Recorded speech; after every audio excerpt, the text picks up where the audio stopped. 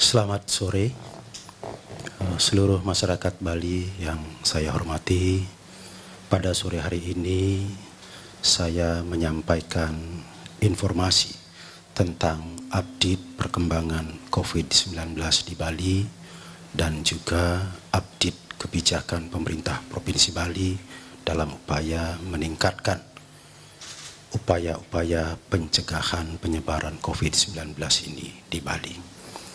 Yang pertama, saya sampaikan update tentang perkembangan kasus COVID-19. Sampai dengan hari ini, secara kumulatif, jumlah pasien dalam pengawasan di Provinsi Bali sebanyak 96 orang. Bertambah 1 orang dibandingkan kemarin, karena kemarin saya umumkan 95 orang. Jadi hari ini ada tambahan 1 orang. Dari 96 orang pasien dalam pengawasan ini telah keluar hasil uji lab sampel swabnya sebanyak 73 orang. Dari 73 orang yang telah keluar hasil laboratorium uji sampel swabnya ini, 70 orang dinyatakan negatif dan 3 orang positif. Jadi sampai hari ini tidak ada penambahan positif COVID-19. Sedangkan sampel yang belum keluar sebanyak 23 orang. Oleh karena itu, maka 23 orang ini masih dirawat di rumah sakit sambil menunggu hasil uji labnya. Jika hasil uji labnya telah keluar dan dinyatakan negatif, kondisi pasien dalam keadaan sehat tentu dipersilahkan pulang. Selanjutnya, jika kondisinya masih belum begitu sehat tetapi sudah dinyatakan negatif, maka tentu dirawat dengan cara yang berbeda dengan penanganan COVID-19 ini, artinya dirawat di ruang rawat biasa. Jadi demikian perkembangan kasus COVID-19 kita di Bali hari ini. Kemudian yang kedua, kepada seluruh masyarakat Bali, saya juga menyampaikan update kebijakan pemerintah Provinsi Bali dalam rangka meningkatkan dan menguatkan upaya-upaya pencegahan penyebaran COVID-19 ini di Bali. Tentu saja kebijakan yang diambil oleh pemerintah Provinsi Bali ini mencermati kebijakan pemerintah pusat dan juga mencermati perkembangan resiko yang kita hadapi di Bali. Sehubungan dengan hal tersebut, maka pada hari ini pemerintah Provinsi Bali melalui Satgas sesuai dengan arahan Bapak Gubernur Bali mengambil beberapa kebijakan. Yang pertama, mulai hari ini semua pekerja migran Indonesia dari Bali yang bekerja di luar negeri yang akan pulang ke Bali, terutama sekali yang berasal dari negara-negara yang terinfeksi COVID-19 ini, akan dilakukan karantina. Untuk itu pemerintah Provinsi Bali telah menyiapkan karantina untuk melaksanakan karantina bagi para pekerja migran Indonesia asal Bali yang pulang ke Bali. Prosesnya mulai dari Bandara Ngurah Rai. Di sana tim terdiri dari unsur-unsur yang ada di Bandara Ngurah Rai bersama dengan unsur dari pemerintah Provinsi Bali, dibantu juga dengan aparat kepolisian, bersama-sama melakukan pemisahan atau identifikasi dari para penumpang yang datang untuk mengetahui yang mana merupakan pekerja migran Indonesia yang kembali dari negara-negara yang terjangkit dan yang mana yang tidak berasal dari negara-negara yang terjangkit. Di situ juga dilakukan pemeriksaan apakah yang kembali ini telah membawa sertifikat kesehatan atau health certificate dari negara dari mana dia berangkat. Setelah dilakukan identifikasi seperti itu, maka khusus yang berasal dari negara-negara yang terjangkit belum dilengkapi atau belum membawa health certificate dan menunjukkan diri sudah dikarantina, maka harus mengikuti karantina di Provinsi Bali. Untuk itu, pemerintah Provinsi Bali telah menyiapkan tempat karantina sekaligus juga SOP untuk pelaksanaan karantina itu. Kemudian yang kedua, dalam upaya untuk terus mengurangi interaksi antar orang dalam jarak dekat, maka pemerintah Provinsi Bali melalui Satgas Penanggulangan COVID-19 ini menginstruksikan kepada seluruh rumah sakit di Bali, baik pemerintah maupun swasta, untuk menghentikan jam kunjungan atau jam besuk dan membatasi jumlah penunggu pasien, 1 orang untuk setiap pasien. Tujuannya adalah untuk mengurangi jumlah orang yang berada di rumah sakit, sehingga dengan demikian semakin sedikit ada kontak antara satu dengan yang lainnya, sehingga ini menjadi bagian dari upaya pencegahan penyebaran COVID-19 ini. Kemudian yang ketiga, pemerintah Provinsi Bali juga sedang menyiapkan laboratorium di RSUP Sanglah untuk bisa melakukan tes terhadap sampel swab. Saat ini sedang dipersiapkan alatnya, bahan-bahan kimianya. Mudah-mudahan dalam waktu secepat mungkin laboratorium ini bisa berfungsi dengan baik. Sehingga dengan demikian kita tidak harus menunggu lama hasil uji laboratorium yang kita kirim ke Jakarta atau ke Surabaya karena memerlukan waktu yang cukup lama. Kita berharap dengan berfungsinya laboratorium di RSUP Sanglah ini, maka pemeriksaan akan menjadi lebih cepat. Keempat, pemerintah Provinsi Bali juga sedang menyiapkan untuk dilakukan screening test dan juga rapid test untuk orang dalam pengawasan.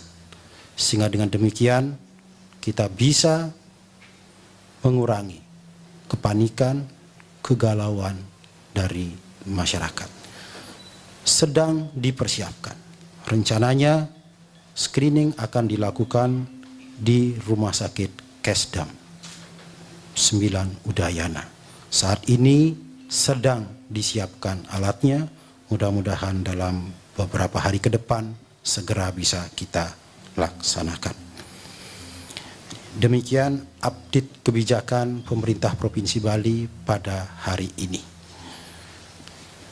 Kebijakan berikutnya tentu akan menyesuaikan dengan kebijakan-kebijakan baru yang dikeluarkan oleh pemerintah pusat.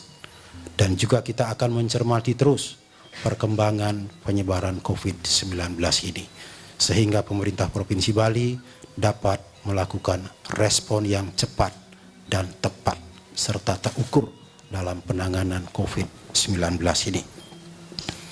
Selanjutnya, saya menyampaikan himbauan kepada masyarakat.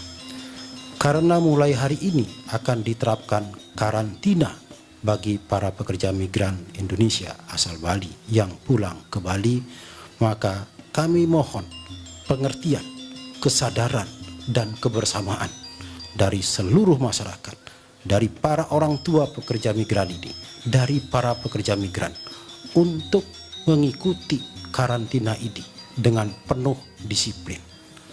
Karena Mengikuti karantina dengan penuh disiplin ini berarti telah berpartisipasi untuk mencegah penyebaran COVID-19 ini secara lebih luas.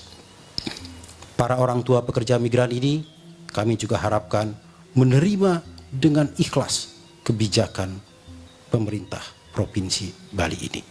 Ya, karena keikhlasan para orang tua juga akan menambah keyakinan kita bahwa upaya pencegahan COVID-19 ini dapat kita lakukan dengan lebih kuat lagi. Kemudian kepada pemerintah kabupaten kota, mohon dukungan, kerjasama, dan kesatuan tindakan untuk melakukan upaya-upaya ini dengan sebaik-baiknya. Yang pertama, mohon dukungan pemerintah kabupaten kota untuk melaksanakan karantina bagi pekerja migran Indonesia asal Bali yang akan pulang ini, dengan jalan ikut serta mengedukasi masyarakat di tempat karantina untuk meyakinkan masyarakat bahwa karantina ini adalah kebutuhan kita bersama untuk mencegah penyebaran COVID-19 ini di Bali. Oleh karena itu, menjadi tanggung jawab bersama pemerintah Provinsi Bali, pemerintah Kabupaten Kota Sebali, dan segenap elemen masyarakat untuk memberikan dukungan terhadap pelaksanaan karantina ini. Kemudian yang kedua, kami juga sangat berharap dukungan, kerjasama, dan tindakan-tindakan yang sama dari pemerintah Kabupaten Kota untuk melakukan pengawasan terhadap pekerja migran yang sudah pulang atau yang baru saja pulang dari luar negeri, agar mereka benar-benar melaksanakan isolasi diri sendiri di rumah masing-masing secara tertib dan disiplin. Bupati dan wali kota dapat mengerahkan satuan tugas yang telah dibentuk atau posko yang telah dibentuk di desa masing-masing yang melibatkan pemerintah desa, desa adat, Babinsa, dan Babin Kamtibmas. Mohon dapat menugaskan posko di tingkat desa ini untuk memantau dan mengedukasi serta menjaga disiplin warga masyarakat kita yang harus melaksanakan isolasi diri sendiri di rumah masing-masing. Karena kunci utama untuk mencegah perluasan penyebaran COVID-19 ini adalah mengurangi sebanyak mungkin kontak antar satu dengan yang lainnya dalam jarak dekat. Sehingga dengan demikian, maka melalui kebersamaan antara pemerintah Provinsi Bali, pemerintah kabupaten kota, TNI, Polri, dan semua elemen masyarakat, termasuk pemerintah desa adat, dan kekuatan-kekuatan masyarakat yang lainnya, astungkar penyebaran COVID-19 di Provinsi Bali ini dapat kita kendalikan bersama sampai tingkat serendah mungkin, sehingga keselamatan masyarakat kita dapat kita wujudkan dengan sebaik-baiknya. Sekian dan terima kasih. Selamat sore. Izin Pak Sekda mewakili teman-teman media juga ada beberapa pertanyaan. Yang pertama mungkin yang sangat penting adalah berkaitan dengan social distancing, yang juga berkaitan dengan upacara atau ritual keagamaan, karena masih ada beberapa wilayah yang melaksanakan lasti misalnya tidak menerapkan batas maksimal 25 orang, kemudian juga ada Dewase Ngaben tanggal 29 Maret nanti, dan ada juga Purnama Kedase tanggal 7 April, di mana pasti akan banyak upacara adat pada tanggal-tanggal tersebut. Apakah nanti dari Satgas akan ada himbauan kepada masyarakat untuk tidak terlebih dahulu melaksanakan ritual keagamaan, atau mungkin ada penindakan tegas? Seperti apa, Pak Sekda, silakan. Terima kasih. Gubernur Bali telah mengeluarkan instruksi untuk membatasi jumlah orang yang melaksanakan kegiatan-kegiatan upacara keagamaan. Gubernur Bali juga telah menyampaikan himbauan edaran kepada seluruh masyarakat Bali untuk bersama-sama menjaga jarak satu sama lain. Ini berlaku untuk semua kegiatan, termasuk kegiatan upacara keagamaan. Atas pemahaman yang baik terhadap potensi bahaya dari COVID-19 ini, maka kami mohon kepada seluruh masyarakat Bali untuk memahami dengan benar arahan dari pemerintah, baik pemerintah pusat maupun pemerintah Provinsi Bali. Untuk hari-hari berikutnya ada upacara-upacara keagamaan, tentu saja pemerintah Provinsi Bali akan memberikan arahan-arahan kembali ya, sesuai dengan perkembangan. Yang terpenting adalah keyakinan masyarakat bahwa arah kebijakan pemerintah ini adalah untuk menyelamatkan masyarakat. Oleh karena itu, mari kita dukung bersama-sama. Jangan mencari-cari alasan, jangan menggunakan argumen-argumen yang sesungguhnya membahayakan keselamatan diri sendiri dan keselamatan masyarakat kita. Mari kita ikuti arahan untuk menjaga jarak atau social distancing ini atau physical distancing ini dengan sebaik-baiknya. Hal-hal yang bisa kita tunda, mari kita tunda. Hal-hal yang bisa kita batalkan, mari kita batalkan. Semuanya ini adalah untuk keselamatan diri Anda, keselamatan keluarga Anda, keselamatan komunitas Anda, dan keselamatan seluruh masyarakat Bali. Ya, saya Pak nama saya Winata dari Bali TV dan Bali Post. Ada beberapa pertanyaan Pak. Yang pertama tentang kekuatan tim kesehatan kita Pak, baik SDM maupun infrastruktur peralatan. Karena ada berkembang di informasi yang kita dengar, katanya di Sanglah ini kekurangan peralatan untuk APD. Nah, apakah ini diterima sama oleh Satgas informasi ini atau hanya karena ada teman-teman kami yang alumni Fakultas Kedokteran itu harus mengumpulkan duit Pak katanya, urunan untuk membeli APD, yang katanya habis Pak itu. Ada juga surat RR Sanglah itu menunggu CSR itu dananya kurang atau gimana? Kalau gitu jadi pertanyaan buat kita. Kemudian yang kedua berkaitan dengan orang dalam pengawasan di pasien dalam pengawasan di Buleleng ya. Ada 4 orang, apakah hasil labnya sudah keluar atau belum Pak? Terima kasih. Terima kasih. Jadi yang pertama mengenai SDM, ya, kami Satgas sudah memahami, ya kan, terutama sekali di Rumah Sakit Sanglah karena ada penambahan PDP ya. Begitu juga keterbatasan alat sudah kami ketahui, ya, karena kami monitor terus. Untuk SDM kami sudah bekerja sama dengan Fakultas Kedokteran Universitas Udayana dan juga Sekolah Tinggi Ilmu Kesehatan yang ada di Bali untuk memberikan dukungan SDM-nya. Dan ini sudah mulai berjalan dan ke depan akan terus ditingkatkan sesuai dengan kebutuhan. Kemudian yang kedua mengenai APD. Suasananya pada saat sekarang ini memang ada kelangkaan APD. Kondisinya sudah kami pahami. Anggaran sudah kita sediakan. Upaya minta ke pemerintah pusat sudah kami lakukan. Tetapi ini adalah fenomena nasional. Secara nasional memang sedang menghadapi kelangkaan tentang APD itu. Oleh karena itu, maka penggunaan APD harus digunakan seefisien dan seefektif mungkin. Kami telah menemukan cara untuk menghemat penggunaan APD, yakni dengan mempercepat pelaksanaan tes. Ya.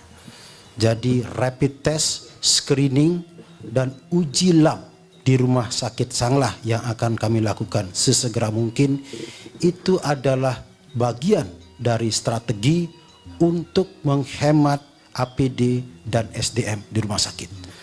Karena kebutuhan APD yang tinggi, kebutuhan SDM yang tinggi, itu salah satunya disebabkan oleh karena lamanya pasien dalam pengawasan ini di rumah sakit menunggu hasil uji lab. Jadi kalau satu orang PDP menunggu hasil uji labnya 3 hari, maka dia sekurang-kurangnya 3 hari juga di rumah sakit. Berarti orang itu harus dirawat selama 3 hari, sehingga membutuhkan SDM yang banyak dan juga sekaligus membutuhkan APD yang banyak. Karena APD ini untuk COVID-19 ini sifatnya sekali pakai. Nah, oleh karena itu di tengah situasi kelangkaan APD ini, tentu saja kami terus bekerja mencari. Untuk anggaran tidak ada masalah, stok barangnya yang masalah. Kami masih terus bekerja mencari, membuka akses berbagai sumber untuk mendapatkan itu.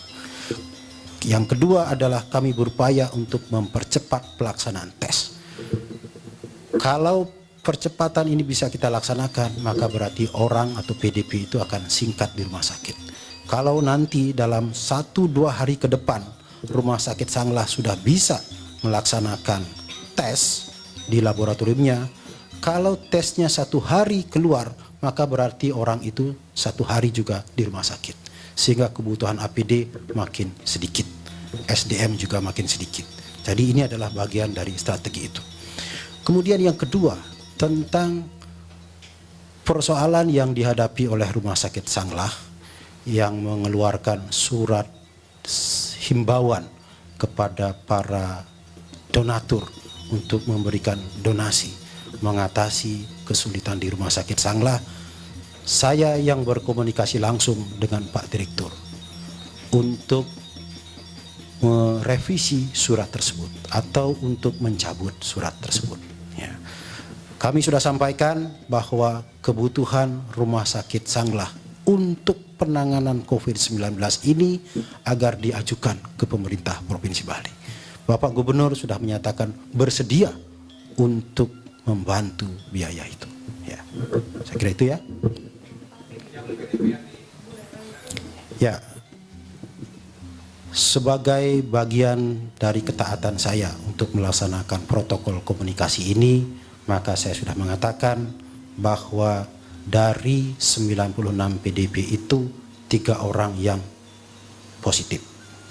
Itu sudah cukup. Protokolnya seperti itu. Jadi mohon dipahami. Berkaitan dengan ini lagi Pak, peta persebaran, mungkinkah pemerintah Provinsi Bali akan segera mengeluarkan peta persebaran untuk COVID-19? Kemudian juga berkaitan dengan ada tuduhan dari masyarakat bahwa pemerintah Provinsi Bali dianggap tidak transparan terhadap jumlah kasus maupun juga penanganan daripada COVID-19 ini. Apakah mungkin ada kesengajaan dari pemerintah untuk menutupi kasus dan potensi persebarannya? Yang terakhir Pak, untuk dana APBD berapa sih yang dialokasikan oleh pemerintah Provinsi Bali untuk penanganan COVID-19 ini? Ya, baik, saya jawab dari yang terakhir. Berapa anggaran yang dianggarkan oleh pemerintah Provinsi Bali untuk penanganan COVID? Saya perlu dijelaskan kepada media dan juga kepada masyarakat. COVID-19 ini baru muncul awal tahun ini. Tentu tidak ada anggaran khusus di dalam APBD. Yang dianggarkan dalam APBD itu adalah yang diprogramkan oleh pemerintah. COVID-19 ini bukan program pemerintah, sehingga tidak ada anggarannya. Namun demikian, di dalam semua APBD selalu ada anggaran untuk menangani keadaan-keadaan darurat. Itu namanya belanja tidak terduga. Pemerintah Provinsi Bali pada tahun anggaran 2020 ini mengalokasikan anggaran belanja tidak terduga itu sebanyak 15 miliar. Ya. Sesuai dengan regulasi yang ada, maka apabila ada situasi darurat yang tidak kita ketahui sebelumnya, maka pembiayaannya dari belanja tidak terduga ini. Kalau belanja tidak terduga ini habis, maka pemerintah daerah dapat melakukan reschedule, penjadwalan, penundaan kegiatan-kegiatan pemerintahan lainnya untuk menambah belanja tidak terduga ini. Jadi kalau ditanya berapa anggarannya, sesuai dengan kebutuhan. Ya, sesuai dengan kebutuhan. Bukan 15 miliar itu saja. Kalau itu habis, sementara perkembangan penyakitnya masih berjalan, maka pemerintah Provinsi Bali akan segera melakukan reschedule, penundaan, bahkan bila perlu pembatalan kegiatan pemerintahan untuk anggarannya dialokasikan kepada upaya-upaya penanganan ini. Jadi saya ingin meyakinkan masyarakat bahwa tidak ada persoalan pada sisi anggaran. Gitu ya. Kemudian yang kedua, mengenai anggapan bahwa pemerintah Provinsi Bali tidak transparan di dalam mengungkapkan data tentang PDP ini. Saya rasa itu tidak benar. Karena hari ini pun baru saja tadi saya mengumumkannya. Kemarin juga saya mengumumkannya. 2 hari yang lalu juga saya mengumumkannya. Jadi sudah beberapa kali saya umumkan. Bahwa yang diumumkan itu hanya menyebut jumlah, hanya menyebut kewarganegaraan, hanya menyebut umur, hanya menyebut jenis kelamin. Itu adalah protokol komunikasi untuk COVID-19. Ya, protokolnya seperti itu. Sudah berkali-kali dikatakan oleh pemerintah pusat bahwa tidak boleh menyampaikan identitas, ya, nama, tempat.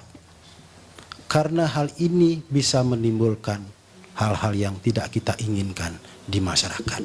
Jadi saya klarifikasi, tidak benar pemerintah Provinsi Bali tidak transparan di dalam mengungkapkan angka-angka itu. Ya. Karena yang boleh diucapkan, yang boleh disampaikan ke publik sesuai dengan protokol komunikasi COVID-19 ini adalah itu. Dan itu sudah kami update setiap hari. Sekarang setiap sore saya akan mengupdate perkembangan itu. Ya. Ya. Kemudian mengenai peta persebaran. Ya, kita harus mendefinisikan apa itu peta persebaran. Peta persebaran ini datangnya dari kasus-kasus yang terjadi di lapangan. Di mana kasus itu terjadi, dipetakan, disusun, lalu dikelompokkan, kemudian dari daerah ini sekian. Lalu dari situ kita buat peta. Nah, sekarang ini, data yang ada saat sekarang ini, sebagian besar PDP itu adalah warga negara asing, datangnya dari luar. Sehingga dengan demikian, bahkan yang positif itu pun adalah warga negara asing, hanya 1 WNI. Sehingga kalau ditanya petanya seperti apa, untuk lapangan di Bali masih sulit kita petakan. Karena PDP ini sebagian besar orang asing. Ya kan? Ada juga yang PDP ini baru, juga adalah meskipun WNI, tapi pulangnya dari luar negeri. Sehingga kita masih belum bisa menentukan di mana titik-titik teritorial atau zona dari keberadaan COVID-19 ini. Ya. Itu sebabnya, ya, mudah-mudahan tidak terjadi transmisi lokal. Berbeda dengan di daerah lain, seperti misalnya di Jakarta misalnya, itu sudah transmisi lokal, sehingga dia bisa identifikasi di kecamatan ini segini, kecamatan segini ini, kecamatan ini segini, dan kemudian dilihat proyeksinya, baru bisa dibuat peta persebarannya. Kasus kita di Bali berbeda.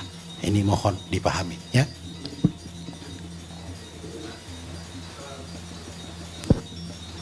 Berkaitan dengan tadi Pak, atau yang informasi kemarin yang 217 orang hasil tracing kontak erat, itu hari ini ada penambahan itu nggak orang yang hasil tracing yang kontak erat dengan pasien yang positif itu? Iya, hari ini tidak ada informasi baru tentang tambahan. Jadi kontak. masih tetap 217? Masih tetap di angka itu. Ya. Okay. Karena yang kemarin sudah diketemukan tidak ada melaporkan lagi tentang ada kontak-kontak dengan orang lain. Kalau tim di lapangan terus bekerja mencari informasi itu. Kalau kepentingan tim adalah mendapatkan semua orang itu yang pernah kontak. Ini bagian dari komitmen kita untuk mencegah penularan. Tapi laporan dari orang-orang yang kontak itu sampai hari ini masih tetap demikian. Ya. Satu lagi, ada 2 lagi Pak. Pertama tentang lokalisasi Ini masih buka katanya, apa ditutup apa enggak. Kemudian yang kedua, tadi kan dari juru bicara nasional mengatakan ada 150.000 yang akan datang test kit itu Pak. Itu Bali minta berapa nanti? Ada nggak menargetkan nanti akan ada berapa yang alat test kit itu yang mungkin untuk Bali? Karena kan Bali agak rawan ini Pak dengan banyaknya orang WNA ini masuk ke sini. Apakah sudah punya target mintanya berapa ribu lah untuk Bali untuk rapid test? Ya, kita melalui Dinas Kesehatan sudah mengajukan permohonan, ya kan. Tetapi pemerintah pusat tentu punya pertimbangan tersendiri. Yang datang cuma 150.000, tapi yang minta pasti 34 provinsi kan. Nah, tentu tadi saya mendengar juga dari Pak Yuri bahwa pengalokasiannya sesuai dengan tingkat resiko masing-masing daerah. Tentu saja pemerintah pusat sudah menghitung untuk Bali tingkat resikonya berapa dan berapa akan dialokasikan. Tetapi 150.000 itu kan bukan angka final, karena pemerintah masih terus mencari. Ini masalahnya kan barang harus didatangkan dari luar negeri, dan hari ini infonya baru sebegitu yang datang. Tetapi dalam Pak Yuri sudah mengatakan akan terus mencari. Di luar itu kami pemerintah Provinsi Bali juga mencari, di luar jalur-jalur pemerintah tadi. Ya, nanti kalau sudah tiba alatnya saya akan informasikan, karena kami juga sedang mencari. Sesuatu yang belum kami dapatkan tentu belum kami informasikan. Nanti kalau sudah kami dapatkan, barangnya tiba di Bali dan bisa kami gunakan, maka kami akan informasikan kepada masyarakat. Ya. Lokalisasi dan tempat hiburan. Di dalam edaran gubernur sudah jelas, jangan disebut jenisnya lagi. Tempat hiburan, tempat keramaian dinyatakan ditutup. Lalu siapa yang menutup? Tentu bupati, wali kota di wilayah masing-masing. Karena gubernur sudah memberikan arahan. Ya. Cukup ya? Ada lagi? Cukup. Terima kasih. Selamat sore.